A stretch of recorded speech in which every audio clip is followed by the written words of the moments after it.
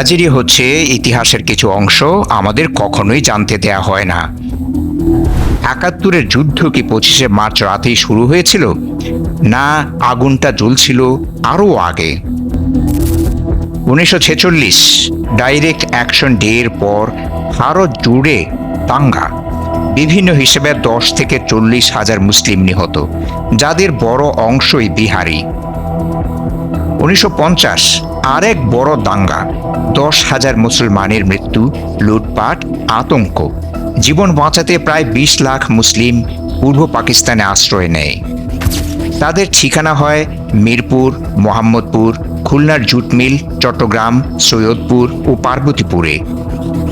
কিন্তু নিরাপত্তা পেলেও সম্মান পায়নি সবাই।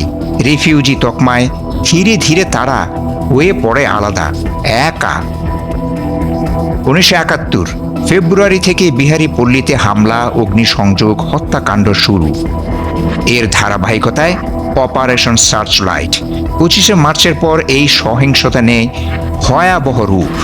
যুদ্ধ শেষ হলেও খুলনা সহ কিছু জায়গায় সহিংসতা চলতেই থাকে। রূপসা নদীতে ভাসে বিহারি নারী ও শিশুদের লাশ। কতজন নিহত নির্দিষ্ট সংখ্যা নেই। গবেষণায় ২০,০০০ থেকে ২ লাখ, কিছু দাবিতে আরও বেশি। বাড়ি, সম্পদ, জীবন সব হারিয়ে অনেকের ঠাঁই হয় ক্যাম্পে। ঢাকার জেনেভা ক্যাম্প আজও সেই ইতিহাস বহন করছে।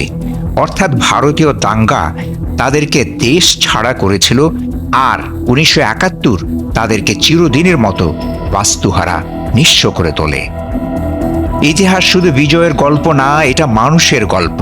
মানুষের গল্প অনুধাবন করতে হয় বিবেক দিয়ে, কোনো অন্ধ চেতনা দিয়ে নয়।